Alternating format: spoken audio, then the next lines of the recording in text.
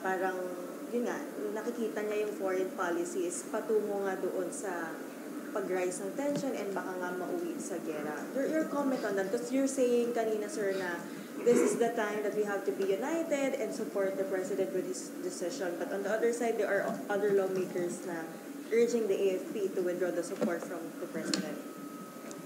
Inaasahan naman natin na sasabihin ni Congressman Alvarez yan. Kaibigan din natin yun. Matakapang din yun eh.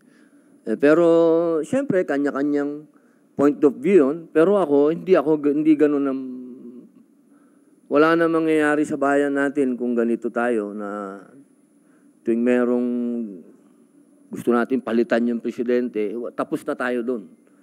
Dapat hindi na tayo nakakarating sa mga ganong ganap.